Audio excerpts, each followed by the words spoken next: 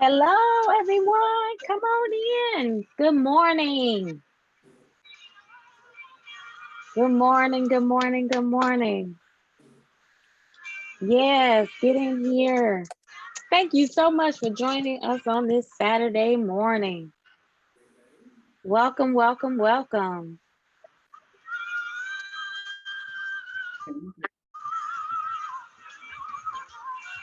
They are coming in. Good morning. Yes, put in the chat. Let us know you're here. Good morning. Good morning. Happy Saturday, everyone. So glad that you could join us on this day. We're going to talk about just some wealth generations, things that we should be doing at different stages in life. And I'm so glad that you all could get up on this beautiful day. I know it's raining, but it's still a beautiful day. Any day we get in the Lord is a beautiful day. And I'm glad to be able to just come to you today and share this information with you. I'm glad that you're interested. I hope it will. I know it will bless you. I know it'll bless you. You're going to hear something today that is going to touch you right where you are. And I wanted to do this presentation today as a Zoom meeting and not a webinar, right? Although we call it a webinar, it's going to be one of those opportunities where I want to hear from you. I want you to participate. I want you to talk to us and share your questions. Ask your questions, not just watch the presentation, but ask questions. You'll be able to put your questions in the chat. You'll be able to interact with us on today. And no question is too personal, but if you want to, you can say, I'm asking for a friend, right? You can say, I'm asking for a friend. So you're not putting your business out there, but today is where you want to get your questions answered, things that you want to know about your finances or decisions that you're getting ready to make. Today, we want you to feel comfortable with asking those questions. And just I pray that this is the first of many opportunities that will come together. My goal is to provide a series of information so that as you move through your 20s and 30s and 40s and 50s, 60s, 70s, the Lord would bless us to be in our 80s, that you're doing some key things to make sure that you're staying on top of the resources that God has entrusted to us. Amen. This is a presentation for believers. All right. This is a presentation for those who are a member of the kingdom of God, because these kingdom principles that we're going to talk about today definitely are to be received by those who already know that everything belongs to the Lord, and He's entrusting us with His goods. Amen. If you believe, come on, just give me a high five, give me a clap, give me a woohoo or something in the chat. Thank you so much for joining today. We're going to go ahead and get started. I just want to introduce Millicent. She'll be helping us out today. Thank you so much. All right. And so we'll go ahead. Thank you in the chat. So we have placed into the chat the link to the poll everywhere. And so you're going to click the link. Let me put the link in the chat. We got to put the link in the chat. Make sure we got the link in there. All right, here we go. So we want to know what church you're hailing from, who we have on, who's your pastor. Let us know. Yeah, let us know. Where are you from?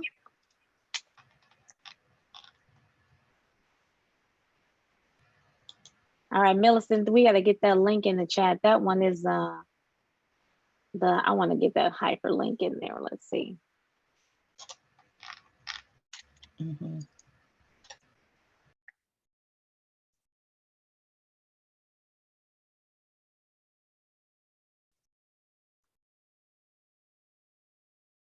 All right. Thank you so much. Good morning. Good morning.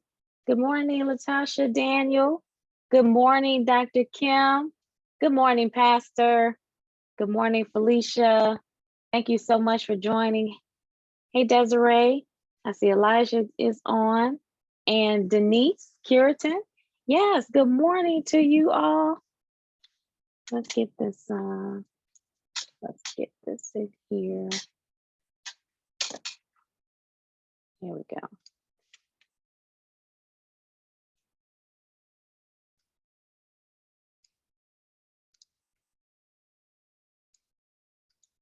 All right, so here's an opportunity that we have for you to participate in our poll today. There we go. Hey, Tiffany, how are you? Yep, there's the link. All right, we got the link in the chat. And so, Millicent, let's go ahead and click over to the poll. And I want to do this poll because this is where I get to continue to keep the information. I want to see who's joining us for this first session as we move in throughout the year to the next group and the next group. We want to be able to expand these opportunities for folks to participate in getting this financial information. All right, I see my auntie just joined. Come on in, come on in. We'll get started with the presentation in just a couple of minutes. Let us know. She might send you a report. Let us know what church you are. Give us your name, what church you're from, what city you're hailing from, and who's your pastor. All right, cool.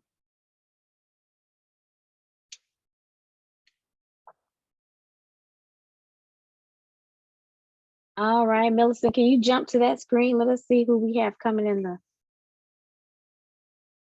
There we go. Yeah. All right, so we got Mount Pleasant Missionary Baptist Church, always representing. Woo-hoo, yes, Mount Pleasant Missionary Baptist Church. This presentation was created as a part of our Next Gen ministry.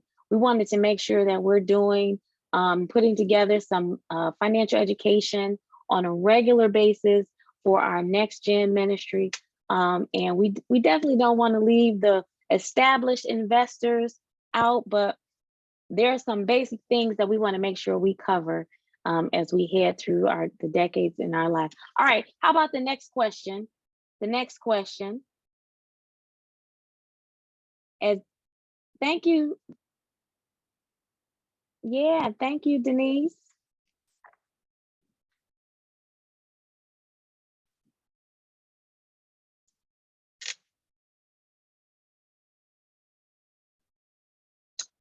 Millicent, you gonna put up the next question? Okay. Teresa, can you hear me? Yes, baby. Can you hear me? Yes, I can. Welcome. How are you? Baby, I'm fine, honey. I was rushing around. I had to get my car. My son's car was in the shop. And forgive me if I said I'm getting on this Zoom. So he just put me on and got me in. So I'm going to go back on mute and go off because I'm going to be driving. But I am listening and I am recording. Thank you so much. You're welcome. Before you go, where are you from? What church and who's your pastor? Okay. I'm from the Promised Land. My pastor is Bishop Melvin L. Williams. Promised Land on 1000 East State Fair. We're moving on the west side next month.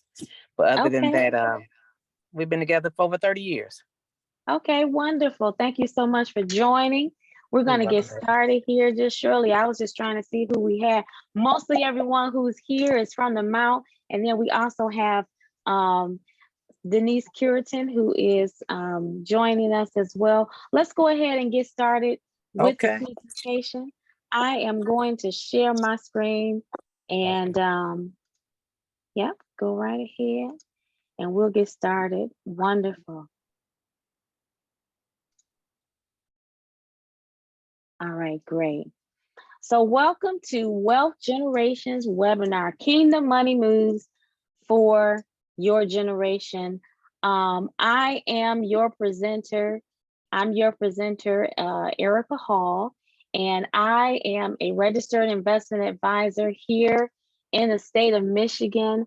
And I've been in business for a little over 20 years, and I've seen a lot of changes in some of the things that we do as we talk about planning and planning for life's goals, planning for retirement. But one of the biggest things I like to promote is getting started early, right? Getting started when you first start getting your income. I mean, as we enter different stages in life, you know, making the right financial decisions, we often don't know where to start, because when it comes to budgeting and saving and investing, not only do we lack financial knowledge, but starting off, I remember we were lacking income, right? When you're in your 20s, you're just getting started in your earning years.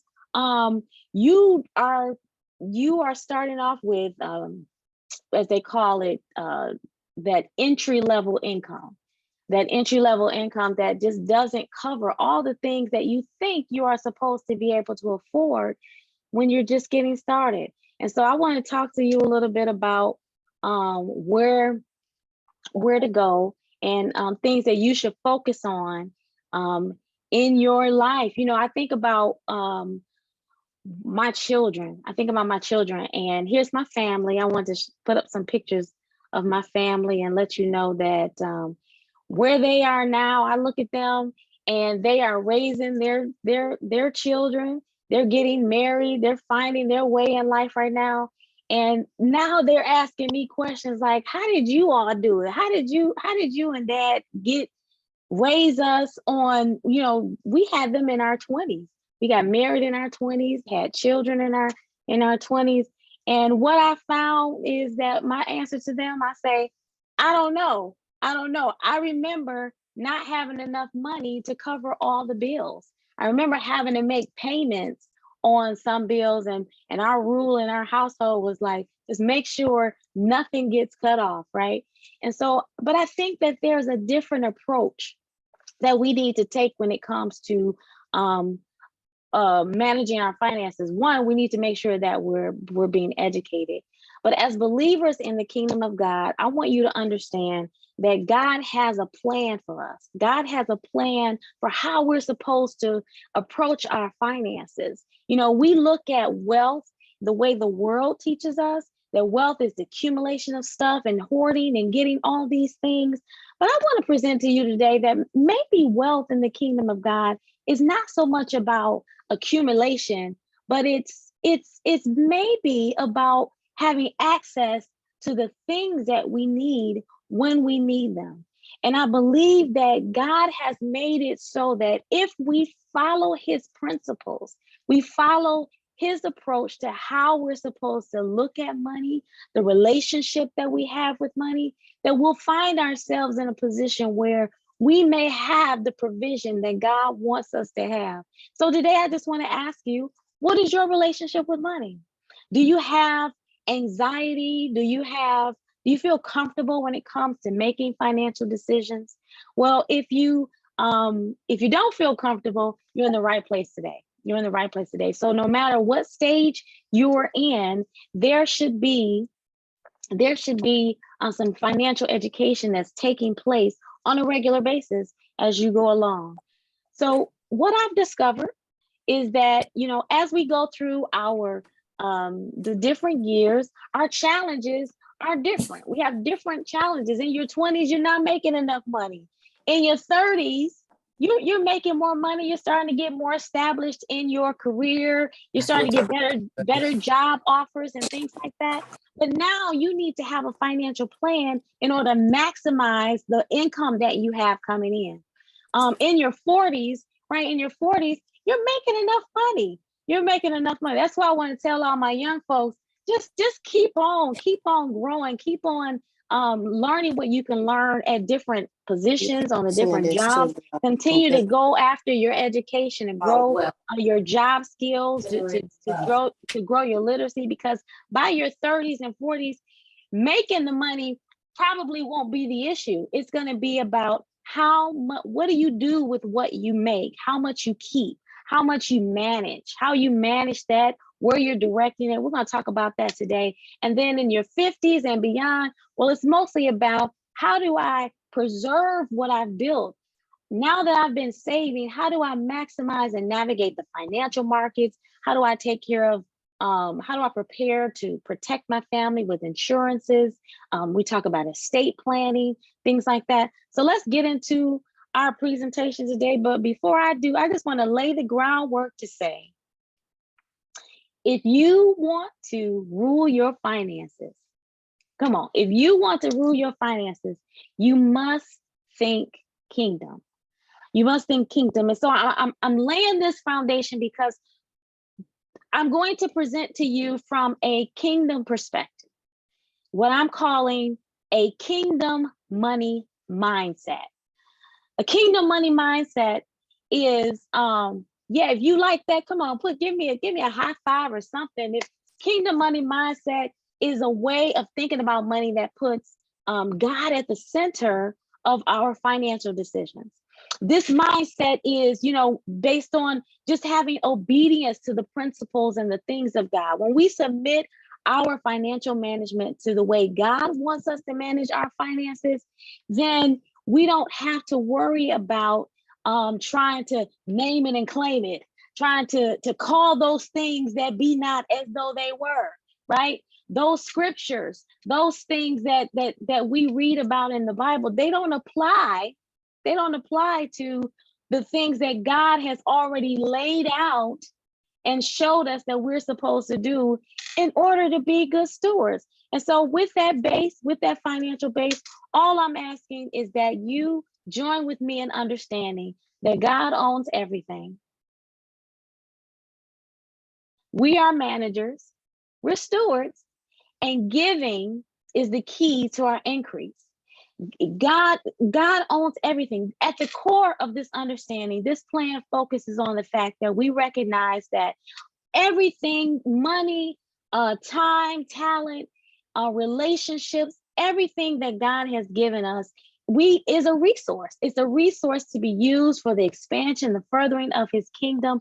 And when we recognize that he's the owner, he's given us these things to be good managers, good stewards of. He wants us to be vessels that he can pass blessings through and not just to, then we're ready. We're operating in that kingdom mindset, all right? Kingdom money mindset.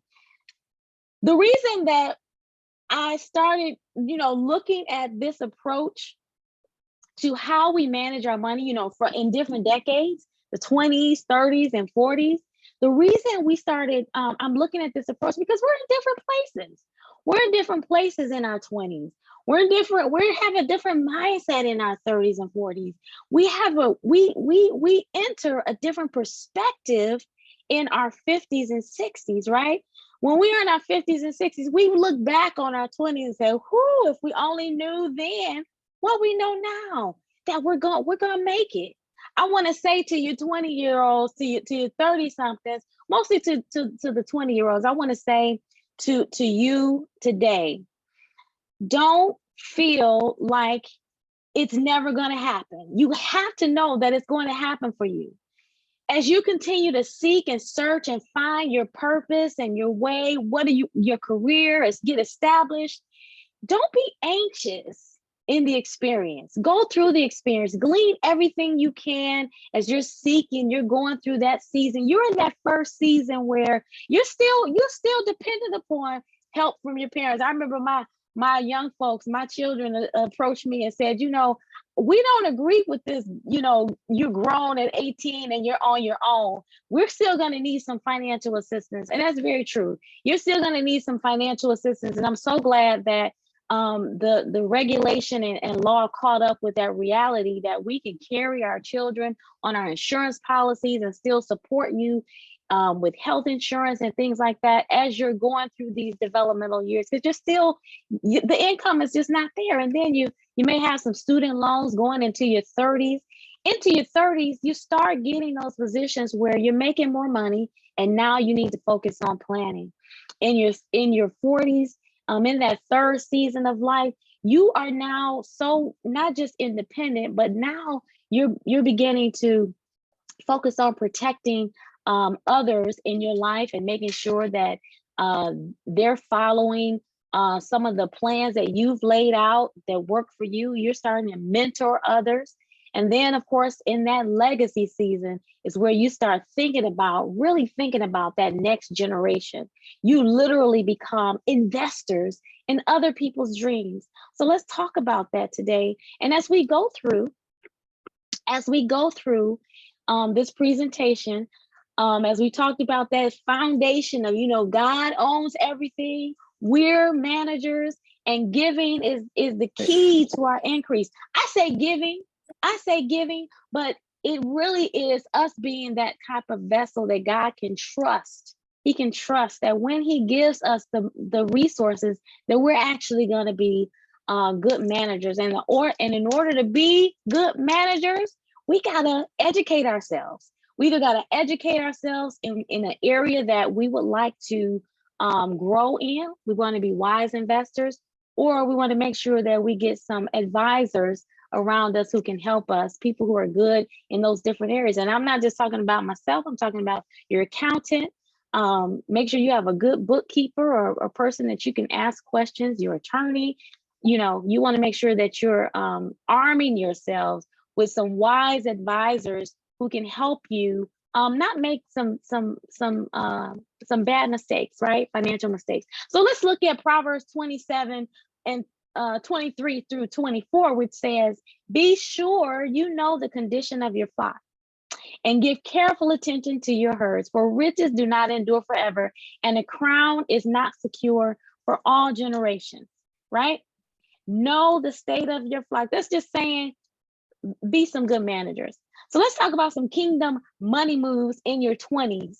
Kingdom money moves in your 20s. In your 20s, you're starting to learn what it is, what kind of value you have. You're getting out there. You may be moving from this company, this job, and that job, trying to find your footing, trying to establish a steady stream of income. You're finding what your values are. And once you get that steady stream of income, I want you to know that when you get that first paycheck, then you say, okay, so who is FICA and what are they doing in my check, right? I remember that experience, right? Who is FICA? Federal income tax, right? Social Security, Medicare, state income tax, depending on what state you live in. Any benefits that you may have coming out of that check, such as your 401k contributions. Knowing how much income you've made and how much in taxes is coming out after all those deductions, all those hands in the pot. Here's your net pay. After all the deductions, your net pay is your take-home pay, is what you have to work with. And knowing that giving is the key to increase, hopefully that first thing you do is you tithe and give to the Lord, so that you tithe that 10%, so that 90% gets that blessing upon it and becomes supernaturally blessed, so that you get that favor and that God has in store for you. But with the rest of those dollars, we want to make sure that you're doing the right things, such as budgeting. And budgeting is the process for tracking your expenses. It's where you're controlling the inflows and outflows of money that come in and go out. Everyone should know, as the scripture said, know the state of your flock. Everyone should know how much it costs for you to live. Come on, just put it in the chat. Off the top of your head, can you tell me how much it costs for you to live? You don't have to put the numbers in there. Just a simple yes would suffice. I want to see who we have and how much activity. Yeah, absolutely. Okay. Come on, the rest of you, let me know off the top of your head, do you know how much it costs for you to live on a monthly basis? All right. How much it costs for you to live. All right. So budgeting is that process where you are actually controlling the knowledge of what comes in and what goes out. And I say the knowledge of, right? Because many of us, there are many people who, you start signing up for those subscriptions and you don't really know, you've lost track of what you have coming in and going out. All right. So then my next question to you is, how do you keep track of your money? Now, this I want you to answer. I want you to give me a specific answer. How do you budget? Do you budget with an app? Do you use a spreadsheet? Do you use um, a program? Do you do it in your head? Put it in the chat. Let me know what ways do you budget? I need to hear. Spreadsheet and a bank account. All right. All right, Marvin, how do you keep track? Old-fashioned bookkeeping. Okay, pen and paper. All right, spreadsheet and my wife. Okay, Pastor, yes, I hear you. Let me hear from some of my my head and checkbook. Okay, Gloria. Some of my young folks, how do you budget?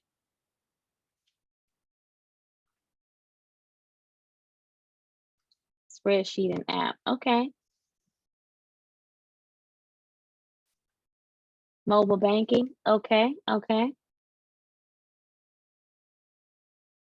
All right. So for those of us who say that you use spreadsheet, great. I think a spreadsheet is a wonderful tool because it gives you the ability to track, right? We should be tracking our expenses. I'm sorry, I got caught up. I saw Danielle said, I don't spend money. Dylan, yes, yes. Dylan spends all the money, huh? I understand that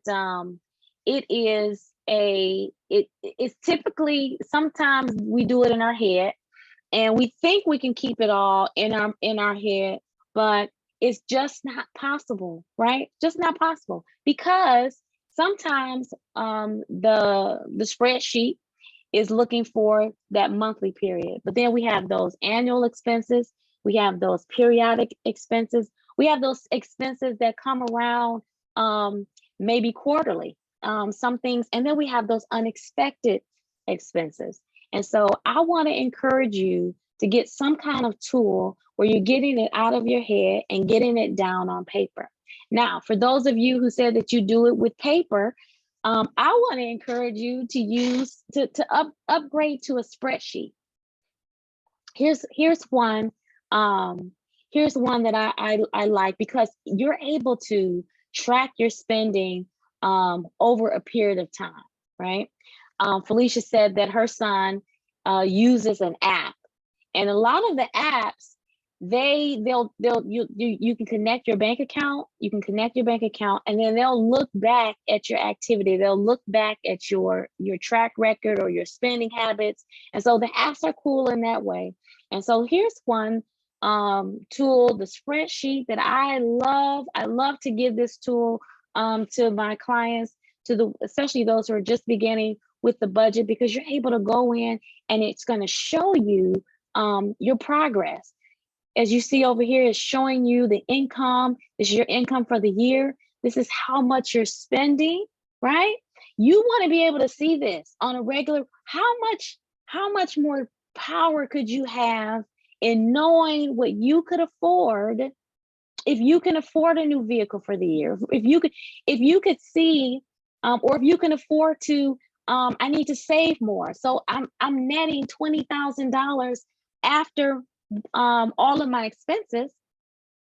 I could be putting half of that away in an IRA, because I need to increase how much I'm saving for my retirement. I met with my financial advisor, and my financial advisor said, in order for me to retire with the amount of money that I need to retire, I need to start saving at least $5,000 to $8,000 more a year. How do you know where it's going to come from? Well, if you look at your bank account says the money's not there or the money's being spent, right? Because you haven't, but if you plan ahead, with what I call the budget blueprint, right? You track your spending, use an app, use the spreadsheet, analyze, calculate how much your net cash flow is, just like that spreadsheet just showed us. Set some goals, whatever that goal is. Create a spending plan and then review it. I don't think the budget, I don't think the budgeting is as restricting as most people try sometimes say that it makes them feel, just the idea of budgeting, but it actually puts the power back in your hands, right? It puts the power in your hands because what it does, it can tell you not only how much you have left over, how much you have to work with, because you have these things, that these goals that you want to accomplish. It can even tell you whether or not you can accept a new position, right? If your budget tells you I need at least $70,000 to maintain my lifestyle, and then I want to have some money left over, then you know that the next job offer has to be at least above your living expenses, right? It should guide when you are equipped with information, when you know the state of your flock, the decisions, it's going to affect decisions all around, not just on your day-to-day cash flow, right? It'll affect decisions that you'll make in every area of your life, right? All right, so I want to talk to you a little bit about some budgeting methods. I don't know if maybe you've heard of these budgeting methods, but try them to make it a little interesting. The 50-30-20 split, where you take 50% should cover your wants, 30% your needs, and 20% to your savings, your giving and your savings. 80-20, live on 80, save 20%. I know you've heard of the envelope method, right? The envelope where you split everything up when it comes in. They call it the envelope method, but today you could actually do it with direct deposit. You can direct some of your monies from your employer. You could, maybe send it to 5 different accounts. You have a vacation account, you have a purchase goal account, you have a savings account just for your emergency fund. You have your retirement account, and then maybe you have your college fund account that you're saving for your children. So you can split it up as it comes in. And so you don't even have to think about it. You can put it on autopilot where the funds are already being split up and going into different bank accounts. That way, I kind of like this one for folks who like to have freedom when it comes to budgeting, spending your cash flow. And you say, I have this amount of money in my account where I'm spending this money for gas or to live on for, these 2 weeks. And I know everything in that account, I've already put money in my savings. I've already funded my emergency fund. I've already done my retirement plan. I've already paid my life insurance policy. I've already done all of my spending goals and responsibilities. This bucket of money right here is my play around money. And you don't have to feel guilty about not being responsible with that money. It's there for your use and for your recreation. So I like the split up method. The other one is the zero base method. Now, zero base method is where, similar to the split up method, where you give every dollar an assignment, right? When we talk about taking control of your finances, we like that one too, because you're putting your money to work for you. You're giving every dollar an assignment. And so you don't really have a whole lot of wiggle room because you're giving every dollar an assignment. So I don't know which one you like. Put it in the chat. Let me know. 50-30-20, which one sounds like you? 80-20, the envelope split it up method, or the zero base method? I like the split it up and zero base. Those are 2 of my favorite, but let me know what you think. Put it in the chat. Which method are you using? That would be ideal for you.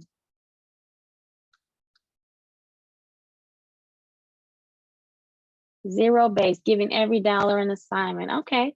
I need you to choose one. Choose one. And I really want you to step it up. I want you to take it to that next level so that when you step up your method for budgeting, I'm going to tell you, it's going to transition. It's going to flow into your investing. It's going to flow into your life insurance, your estate planning. You're going to find out that you're going to have much more knowledge of your financial status when you step up your investing.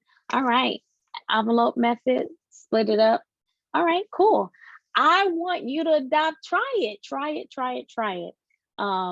It is good. So what happens after you do, I'm going to go back to this slide here. After you've done your tracking, and you find that you have, on paper, you should have $20,000 a year available of surplus, right? $20,000 a year available of surplus. Okay, so that's mainly for someone who is establishing their finances and they're making that six figures. They're making close to six figures. They're making, but for my young folks where you're not there yet, maybe you find that in this spreadsheet you should have $5,000 left over, $2,500 left over. That's I would say that's a success. That's a success, because in your mind, you know that you have a goal of saving for emergencies and you just cannot figure out how to save. Or you have credit card debt and you want to pay down that debt and you just can't figure out how to make extra payments. Or you're ready to get started with investing, right? And you're trying to figure out how to do it. The zero-based method and the envelope method says that if you have this amount of money left over, why not build it into your budget today, right?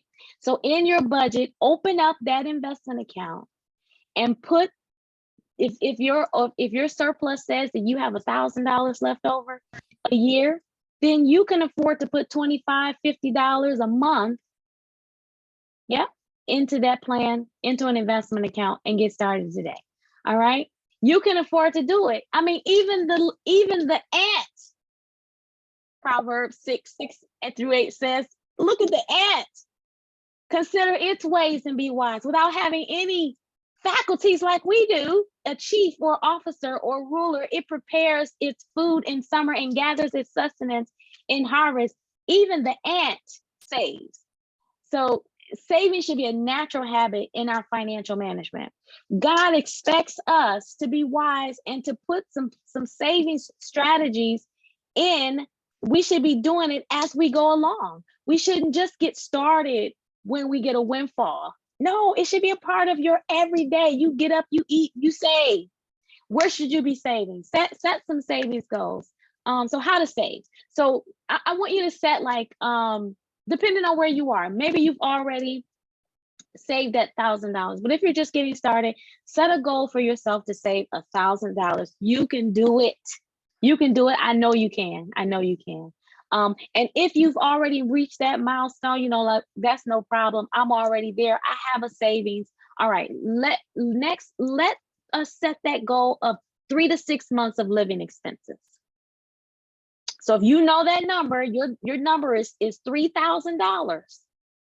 It costs you $3,000 to live each month, 3 to 6 months of living expenses. And then for those of you who are beyond that, how about 1 year's salary? 1 year's salary. 1 year's salary. And the way I encourage you to do it is automatic, autopilot. Set your deposits to occur the weeks you get paid. Automatic, so you don't have to think about it. Your bills come out automatically. Yeah. So make sure that you're setting those things on autopilot. We want to make sure that you're a success. And so where do we save? I want you to know that I know that the feds have been on this interest rate increase hike campaign. They've been doing it steadily for the past couple of years. They just had we just had another increase. We're over 4% in the Fed funds bank rate. But the flip side of this is that's not so great for those of us who are looking to borrow money. But for those of us who are looking to save money, interest rates are the highest they've been in a decade, over a decade.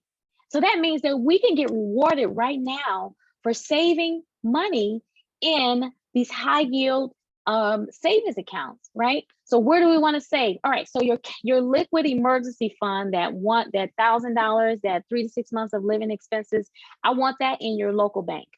I want that in your local bank, preferably.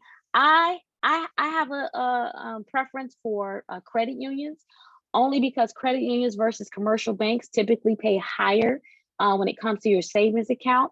I mean, I'm being funny, but commercial banks tend to take the position that it's a privilege for us to do business with them, and so the interest rates are usually like insulting, 0.02%, 0.01%. It's like, why even bother?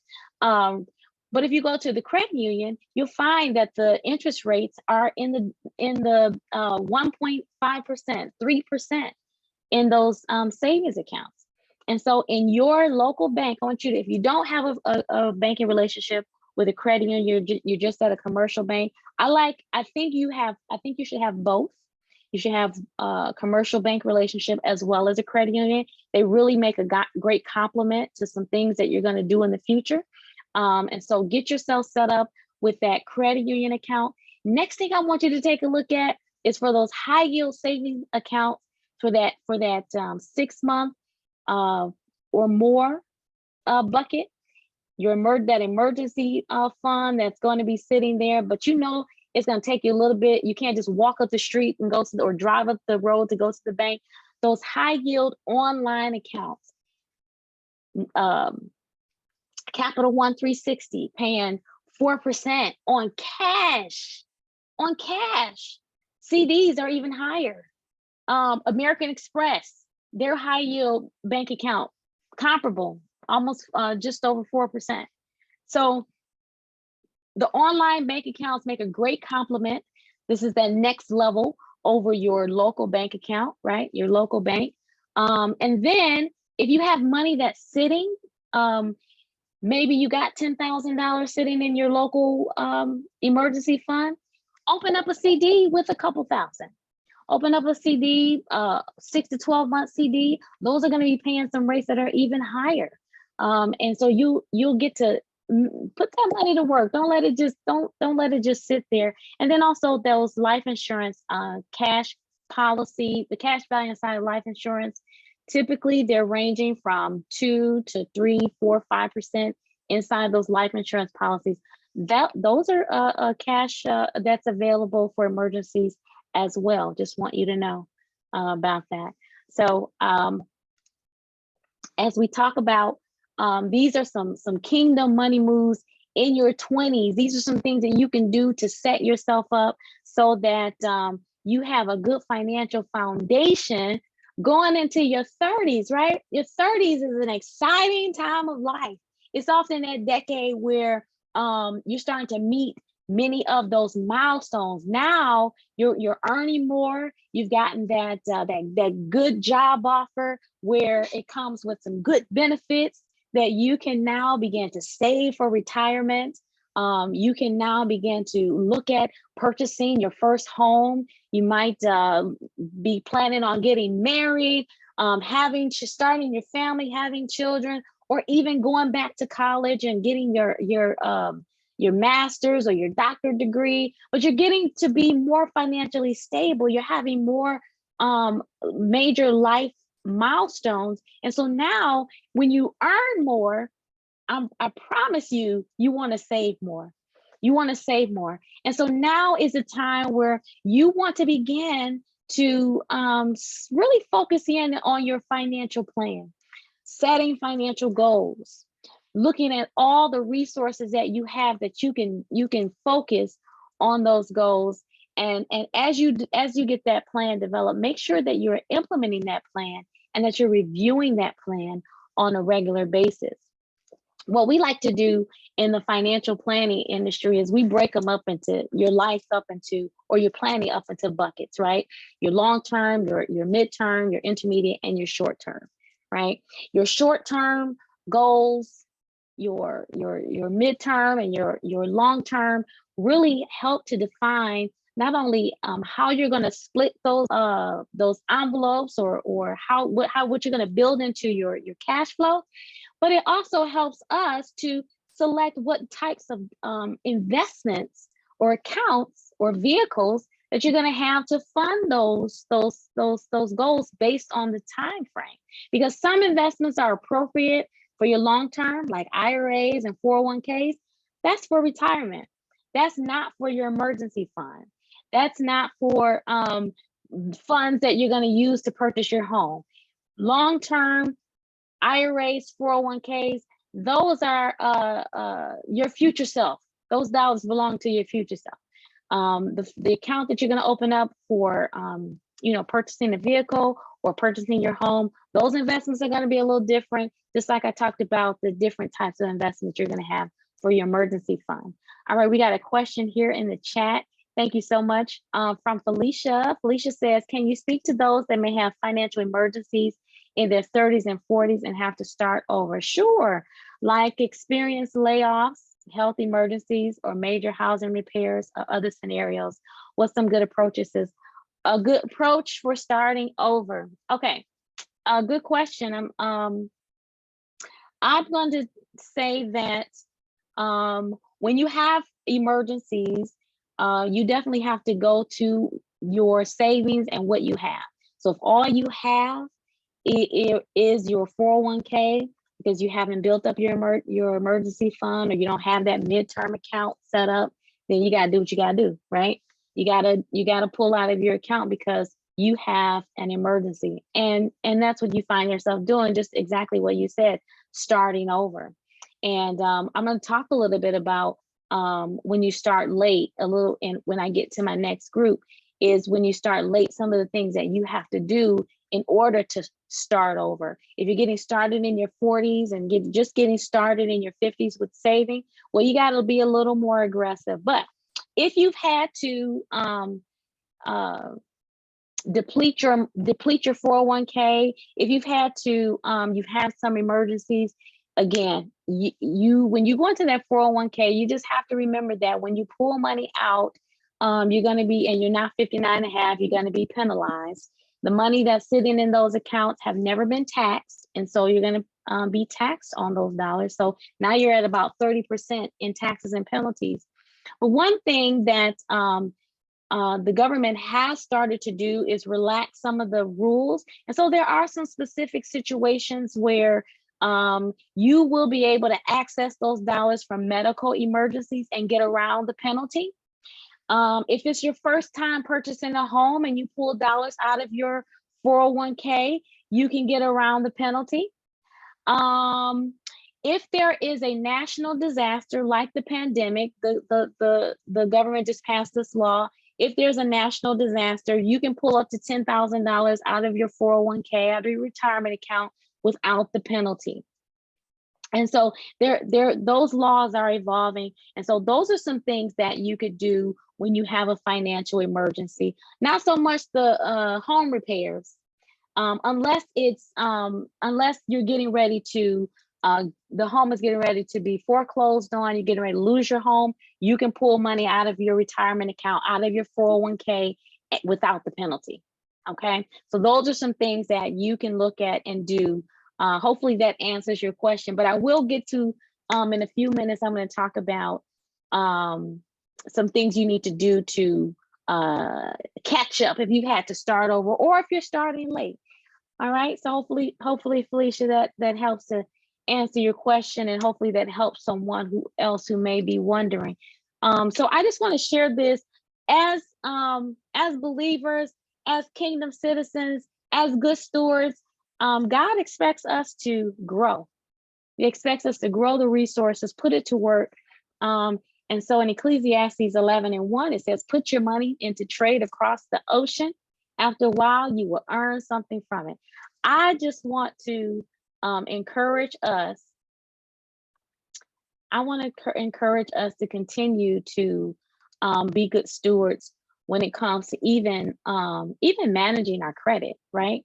Because now, when you get into your 30s, this is when you're probably going to start purchasing vehicles and your first home, putting your down payment on an asset, and so this is an interesting scripture, an interesting passage from the widow's oil, right? The widow who approached the prophet Elijah and said, my husband is gone and I got all this debt and I need to figure out what to do.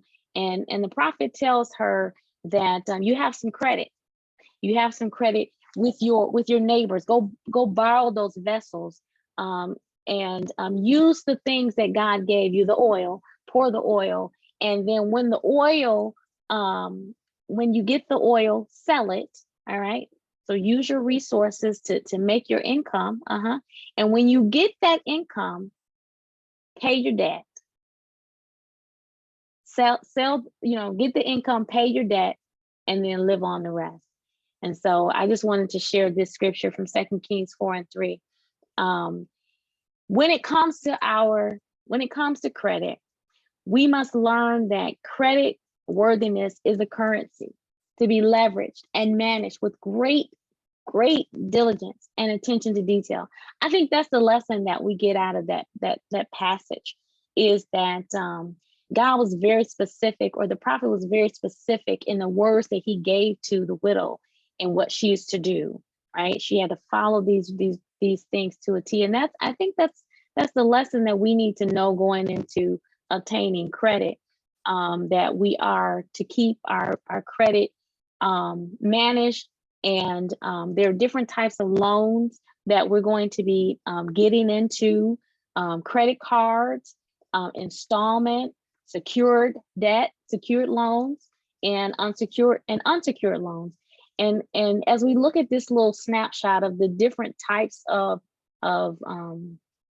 loans, these things make up our credit portfolio. Yeah, we have a credit portfolio, and our credit portfolio actually contributes to our credit worthiness, how good we do in diversifying our credit, and how good we do in managing different types of credit, revolving. Most of us get that credit card, that department store card, but they're only one type of credit, and they don't help to really boost our score or show our credit worthiness until we are dealing with other different types of credit.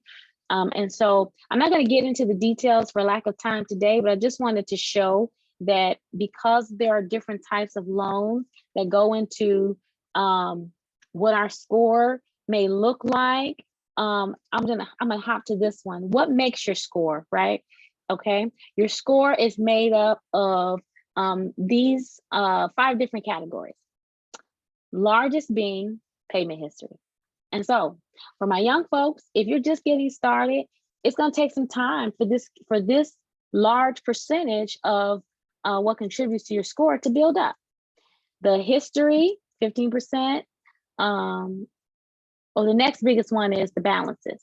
So keeping the balances to 30% or below is key, ideal. The mix of credit. The mix of credit is 10% of your score. And that mix of credit is the slide I just showed you with the different types, different categories, the length of history, and then if you're opening new credit. So when does it make sense to borrow? It makes sense to borrow when the asset that you are going to be purchasing or obtaining is going to appreciate in value, right? And it doesn't necessarily have to be something tangible. It could be a student loan, right? It could be something that is going to that you're going to leverage to put you in a better position, that the value of it is more than what you borrowed, all right? So the value of an item exceeds the amount owed against it, such as a mortgage, all right? And research shows, do your research when you're choosing a career, when you're choosing a major, to see what does that this field of study? What is it? What is the average pay? Is my degree worth the field that I'm getting the degree in? Right? What's the average pay for this loan? So let's talk a little bit about money moves in your 40s. So now in your 40s, you're really focused on your investments. By the time you've reached your 40s, you've hit your stride, at least from a financial perspective. You have steady income coming in. You probably even have a side hustle because you have figured out your purpose in life, right? So you may still have your 9 to 5, but you also have some other things that you do that you just good at, and people want to pay you to do it. And so you make money doing that as well. I want to talk a little bit about investing, because when it comes to investing in your 40s, now you want to focus on making sure you're diversifying that portfolio so that it's growing.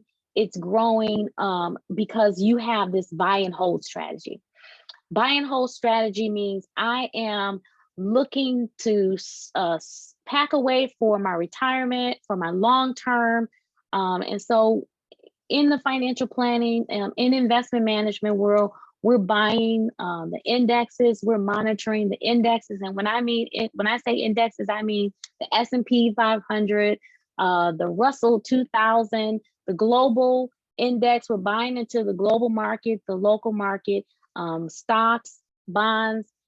These are baskets of companies in the index. The S&P 500 is tracking 500 of the most active companies that is on the US, on the stock market. All right. And so we're tracking those companies, and we're diversifying across those companies. And one of those approaches that I like to share is that we do it with dollar cost averaging. Dollar cost averaging is the investment word for systematic. You're doing a systematic purchase, you're saving, and a portion, if it's zero-based budgeting or you do envelopes, you allocate a portion, $200 a month, $300 a month. By the time you're in your 40s, you should be at least $300 or $400 a month that you're saving inside of these retirement plans, right? Inside of your retirement plans. And you're going to have diversification inside of there with stocks, bonds, mutual funds, and ETFs. I want to talk, everybody's familiar, most people are familiar with stocks and bonds and mutual funds, but make sure that you read about ETFs, exchange traded funds. These are the newest type of investment in the stock market world, and they're lower cost when it comes to investing, and you're able to buy into the index with just purchasing an ETF. All right, exchange traded funds. I use them for all of my clients' portfolios because they allowed us to be more flexible with the investment structure and to be diversified. And diversification isn't just a stock market strategy. It's in the word. Ecclesiastes 11:2 says, invest in 7 ventures. Yes, invest in 8. For you do not know what disaster may come upon the land. I think this principle here really just tells us that we don't want to put all our eggs in one basket, and we want to make sure that we're diversifying and we're educating ourselves on where we want to all the different investment and financial vehicles that we have available to us, such as your life insurance, your annuity, your IRA, your brokerage account, your cash fund. We want to make sure that you're diversifying your portfolio.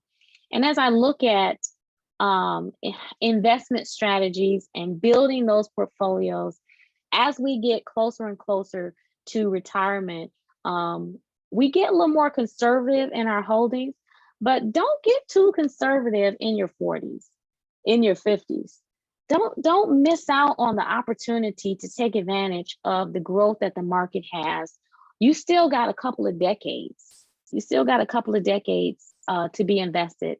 And so we want to make sure that an aggressive portfolio has about 75% stocks or ETFs, 50% bonds, 10% cash, versus a conservative with 50% bonds, 25% cash, only about 25% that's in stocks, right? In growth, that's focused on growth. Because the conservative portfolio is more about protecting what they have, but still a small portion of it has to be invested in the market in order to keep pace with inflation. If you're not invested, you're not even keeping pace with inflation. That's 3 to 4%, right? And for all of us, don't put off getting started. $3,000 annual investment at 6%, growing annually for someone who started at the age of 20, $679,000 by the age 65. Starting in the 30s, $254,000, and starting in your 40s, $120,000 by age 65. So we still have that time. And this slide here makes a case for the value of tax deferred growth, which you can get inside of a 401k, inside of an annuity, or inside of an IRA, where you're not paying taxes on those dollars now. But when you start getting ready to take those funds out, you'll be able to, the idea is that you're going to be in a lower tax bracket. And so the taxable amount that comes out will be taxed at a lower rate. All right. So as we're getting ready to wrap up here, but I want to make sure I hit a couple more things for my mature, seasoned, ready to looking at sharing the vision, folks. Money moves in your 50s and beyond. In our 50s, when we get to our 50s, it's all about making sure that you got that firm foundation that you did in your 20s, your 30s. In your 40s, you started getting really wise and serious about money and your finances. And now you're building that, right? You're building that foundation, right?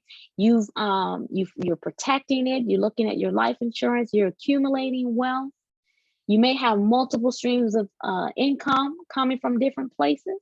And now you're focused on preserving that wealth and leaving a legacy. I just want to point out a couple things for my 50-year-olds, because now, kids are leaving. You're rediscovering all the fun things that you like to do in life and stuff like that, focusing on yourself.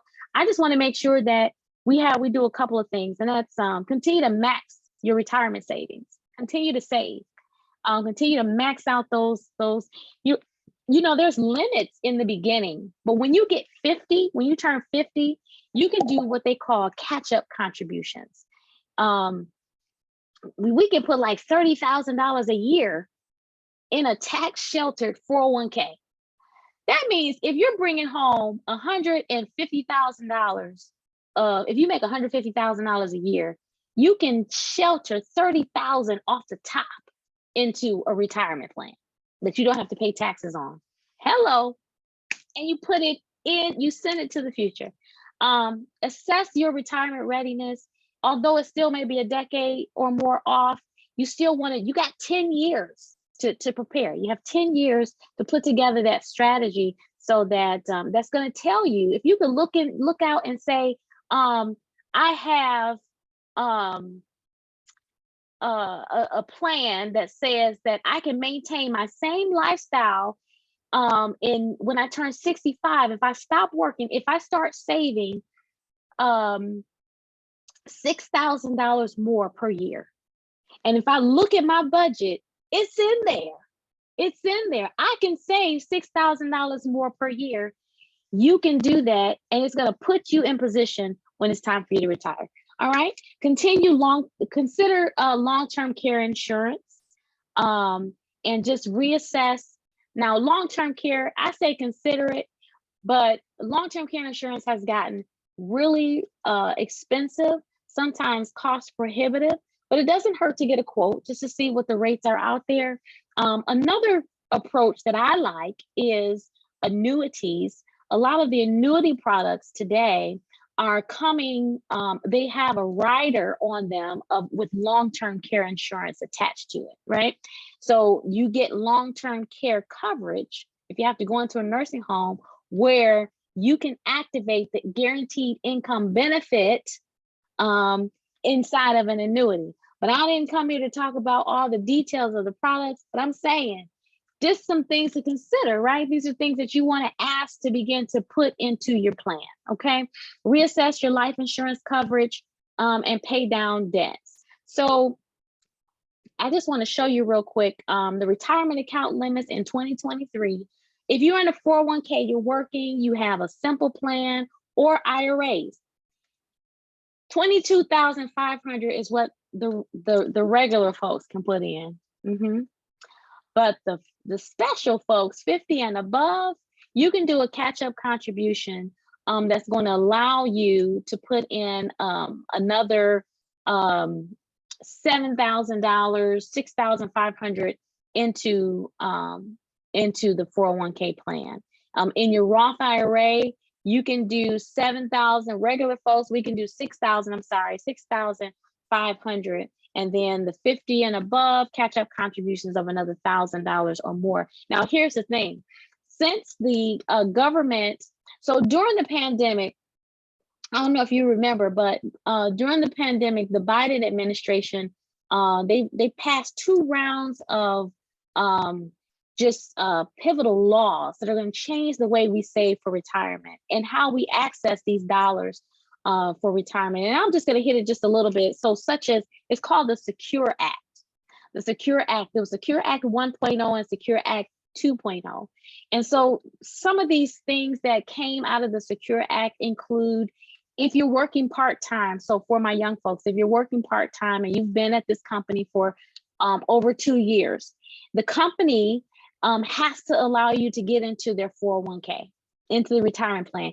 And if they're doing matching for their full-time employees, they have to include you in the match. So for my young folks, if you've been working somewhere part-time 2 years or more, and they have a retirement plan, you are eligible to get into, according to the Secure Act, you should be eligible to get into that retirement plan and get the company match, even if you're not working full-time. Some of the other things are, like I talked about, those withdrawals that you can take from the 401k for emergencies, as well as the IRA, Roth, and IRA contributions. They're going to start going up because they've only been $1,000 catch-up contribution. They're going to start going up in increments so that you can pack more in there. Another key thing that's going to come from the Secure Act is 529s, right? People have been opening up 529 plans and putting funds in there. And what if your beneficiary, your child, your niece, your nephew didn't go to college? Well, if you started those plans some years ago, there's a feature in the Secure Act where you can exchange, or what they call rollover. You will be able to roll over those $529 into an IRA for that benefit, in the name of that beneficiary, if they didn't go to college, where they'll be able to now transfer that money from college funds into retirement money. I think that's a great feature. So stick around, stay tuned. There's some great stuff. Planning in your 60s, well, you want to finalize your retirement plan, reevaluate your investment portfolio more often, maximize your Social Security benefits. Develop an estate plan for Medicare benefits, because Medicare is coming at 65. It's going to become your primary carrier. So you want to know how that works. We do a Medicare workshop, and we want to if you would like to be a part of that, just make sure you stay connected. Leave your information in the chat. I want to talk a little bit about Social Security benefits in your 60s, because if you're married, if your spouse is eligible to start taking Social Security and you're not ready to take your benefit, you may qualify for a spousal benefit, right? A smaller amount until you're ready to start taking yours. Why is this strategy great? It's great because most of us have always been told, start taking your Social Security at age 62. But that's a permanently reduced amount, a permanently reduced benefit. Now that's cool if you are retiring at 62 and you need to start that income. Thank God that it's available for you and you can start it. But if you're still working and you don't really need to turn it on, why don't you wait? Delay the day. Consider delaying the day to your full retirement age, 66 in some months, 67 in some months, or whatever it may be. You get a maximum, you get an increase when you wait of 8% every year, right? And so that benefit continues to go up. And as you're earning, you're still earning and reporting income. And so you'll be able to increase that number because your Social Security calculations based on your last highest earning years. All right. So that's something to add to your plan. Reevaluate those life insurance policies.